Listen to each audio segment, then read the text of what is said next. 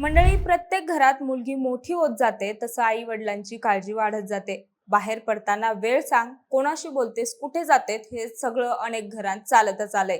कारण प्रत्येक आई वडिलांच्या मनात एकच विचार असतो, आपली मुलगी सुरक्षित राहिली पाहिजे. पण कधी कधी हीच काळजी इतकी टोकाला जाते की ती काळजी न राहता कठोर निर्णयात बदलते. असाच एक प्रकार अमरावती जिल्ह्यातील वरुड तालुक्यात समोर आलाय. 16 वर्षांच्या मुलीचे केस तिच्याच आई आणि सावत्र वडिलांनी कापून टक्कल केल्याचा तसेच मारहाण केल्याचा आरोप पुढे आलाय. मुलीवर कुणाची वाईट नजर पडू नये या भीतीतून हा निर्णय घेतल्याचं सांगितलं जात आहे.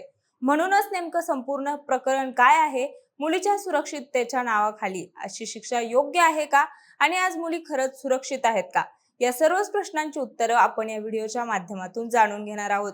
नमस्कार, मी अपूर्वा आणि तुम्ही पाहताय विषयच भारी. मंडळी, आपण आता जी घटना ऐकली ती ऐकताना कदाचित काही जणांच्या मनात असं आलं असेल की आई वडील काळजीपोटीच असं काहीतरी केलं असेल. कारण खरं सांगायचं तर मुलगी मोठी होत गेली की आई वडिलांची काळजी वाढणं हे काही नवीन नाही. पण कधी कधी हीच काळजी इतकी वाढते की नकळत तिचं स्वरूप रागात आणि कठोर निर्णयात बदलतं. आणि वरुड मधल्या या घटनेनंतर काहीसं असंच झालं. अमरावती जिल्ह्यातील वरुड तालुक्यातलं हे प्रकरण. साधंसं कुटुंब जसं आपल्या आजूबाजूला असतं तसंच घरात 16 वर्षांची मुलगी अजून शिक्षण घेत होती. तिचं आयुष्यही इतर मुलींसारखंच सुरू होतं. शाळा, अभ्यास, मैत्रिणी, रोजचं साधं आयुष्य.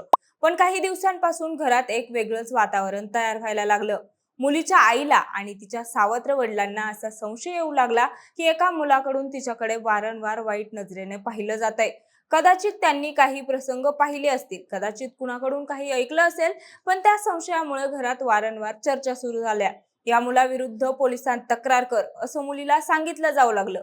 पण मुलगी मात्र यासाठी तयार नव्हती. पोलिसात जाणं म्हणजे मोठं पाऊल, आणि 16 वर्षाच्या मुलीसाठी हे धाडस करणं सोपं नव्हतं. कदाचित तिला भीती वाटत असेल, लोक काय म्हणतील, शाळेत काय होईल, किंवा तिला वाटत असेल की गोष्ट इतकी मोठी नाही. नेमकं तिच्या मनात काय चाललं होतं हे तीच सांगू शकेल. पण तिने या सगळ्याला नकार दिला, आणि याच नकारानंतर घरातला तणाव वाढत गेला, राग वाढत गेला, बोलणं वाढलं, आवाज चढू लागले, आणि वातावरण हळूहळू तणावाचं होत गेलं. आणि मग आला 15 एप्रिलचा दिवस. दुपारची वेळ. घरातच सगळं घडलं असं मुलीने पोलिसांना सांगितले. त्या दिवशी आई आणि सावत्र वडिलांनी ट्रिमर मशीन आणली. सुरुवातीला कदाचित तिलाही वाटलं नसेल की खरंच असं काही होणार आहे. पण थोड्याच वेळात त्यांनी तिचे केस कापायला सुरुवात केली, आणि काही मिनिटात तिचं पूर्ण टक्कल करण्यात आलं. जर शांतपणे विचार करून बघा, 16 वर्षांच्या मुलीसाठी ही गोष्ट किती मोठी असेल. त्या वयात केस म्हणजे फक्त केस नसतात. शाळेत जाणं, मैत्रिणींमध्ये मिसळणं, स्वतःचा आत्मविश्वास, या सगळ्याशी केस जोडलेले असतात. आणि ते अचानक जबरदस्तीने कापले गेले तर मनावर किती मोठा धक्का बसतो हे सहज समजू शकतं. इतकंच नाही तर मुलीने असाही आरोप केला आहे की तिला पट्ट्याने मारहाण करण्यात आली, शिवीगाळ झाली. म्हणजे केवळ केस कापणं नाही तर भीतीचं एक वातावरण तयार झालं. घर जे सुरक्षित वाटायला हवं होतं तेच अचानक भीतीचं ठिकाण बनलं.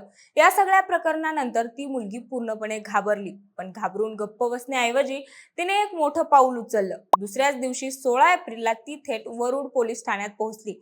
तिने पोलिसांना सगळं सांगितलं, तिचे केस कापल्याचं, मारहाण झाल्याचं, आणि घरात काय घडलं ते सगळं. आता विचार करा, 16 वर्षांची मुलगी स्वतःच्या आई आणि सावत्र वडिलांविरुद्ध तक्रार करायला जाते. म्हणजे तिच्या मनात किती भीती आणि त्रास साचला असेल.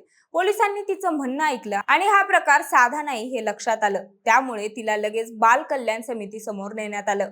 तिथेही तिने स्पष्ट सांगितलं, तिला आता त्या दोघांसोबत राहायचं नाही. हे वाक्य खूप काही सांगून जातं, कारण कोणतंही मूल सहजपणे स्वतःचं घर सोडायला तयार होत नाही. पण जेव्हा घरातच भीती वाटायला लागते तेव्हा ते पाऊल उचलावं लागतं. यानंतर पोलिसांनी या प्रकरणात कारवाई केली. मुलीच्या तक्रारीवरून आई आणि सावत्र वडिलांविरुद्ध बाल न्याय कायदा 2015 आणि इतर संबंधित कलमान्वये गुन्हा दाखल करण्यात आला. तपास सुरू झाला आणि दोघांनाही अटक करण्यात आली. सध्या ती मुलगी शासकीय बाल संरक्षण गृहात ठेवण्यात आली आहे. तिथे तिचं समुपदेशन सुरू आहे, आणि तिच्या मनावर जे काही परिणाम झालेत ते हळूहळू सावरण्याचा प्रयत्न केला जातोय. मंडळी, या सगळ्या घटनेनंतर एक प्रश्न मात्र मनात सतत फिरत राहतो. मुली खरंच सुरक्षित आहेत का? कारण आपण नेहमी एक गोष्ट ऐकत मोठे झालो आहोत. मुलगी आहे, तिला जपायला हवं, सांभाळायला हवं. पण जपणं म्हणजे काय हे आपण खरंच समजून घेतलंय का, हा विचार इथे करायला लागतो. आजही अनेक मुली घराबाहेर पडताना 10 वेळा विचार करतात. रस्त्यावर चालताना कुणाची नजर आपल्यावर तर नाही ना? कुणी पाठलाग तर करत नाही ना. बसमध्ये, कॉलेजमध्ये, बाजारात कुठेही गेलं तरी सतत सावध राहावं लागतं. म्हणजेच बाहेरचा धोका पूर्णपणे संपलेला नाही ही वस्तुस्थिती आपण नाकारू शकत नाही आणि म्हणूनच पालकांची काळजी वाढते, नियम वाढतात आणि मुलींवर बंधनं वाढायला लागतात. पण इथेच एक वेगळी आणि तितकीच गंभीर गोष्ट येते. कधी कधी मुलींना बाहेरच नाही तर घरातही सुरक्षित वाटत नाही. ज्या घरात तिला आधार मिळायला हवा, जिथे तिने न घाबरता आपलं मन मोकळं करायला हवं, तिथेच जर भीतीचं वातावरण तयार झालं तर त्या मुलीने सुरक्षित वाटायचं तरी कुठं? वरुड मधल्या या घटनेतही काहीसं असंच दिसून आलं. संशय एका मुलावर होता पण शिक्षा मात्र मुलीला मिळाली. तिचं संरक्षण करण्याच्या नावाखाली तिच्यावर कठोर निर्णय लादला गेला आणि म्हणूनच हा मुद्दा फक्त एका कुटुंबाचा राहत नाही तर तो संपूर्ण समाजाचा बनतो. कारण आजही अनेक ठिकाणी मुलींवर नियम लादले जातात. लवकर घरी ये, जास्त बाहेर फिरू नको, कोणाशी बोलतेस ते सांभाळून बोल. पण चुकीची नजर टाकणाऱ्या व्यक्तींना थांबवण्यासाठी आपण किती वेळा तितक्याच कठोरपणे उभे राहतो हा प्रश्नही तेवढाच महत्त्वाचा ठरतो. खरी सुरक्षितता म्हणजे मुलींना घरात बसवणं नाही तर समाजात अशी मानसिकता तयार करणं आहे जिथे कुणीही मुलीकडे चुकीच्या नजरेने पाहण्याची हिंमत करणार नाही. मुलींना सुरक्षित ठेवण्यासाठी फक्त नियम उपयोगी नाही तर त्यांच्याशी मोकळेपणाने बोलणं, त्यांच्या मनातील भीती समजून घेणं आणि जर खरंच कुणाकडून त्रास होत असेल तर त्या व्यक्तीवर योग्य कारवाई करणं हे सगळं तितकंच गरजेचं आहे. आणि म्हणूनच या सगळ्या घटनेकडे पाहताना एक विचार मनात येतो. जर मुलगी बाहेरही पूर्णपणे सुरक्षित नसेल आणि घरातही तिला भीतीच्या वातावरणात जगावं लागत असेल तर मग तिच्यासाठी खरी सुरक्षित जागा नेमकी कुठे आहे?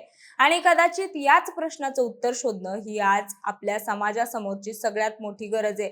मंडळी, घडलेल्या या घटनेबद्दल तुम्हाला काय वाटतं ते आम्हाला कमेंटमध्ये नक्की सांगा आणि सोबतच आपल्या विशेष भारीच्या YouTube चॅनलला सबस्क्राईब करायला विसरू नका. धन्यवाद.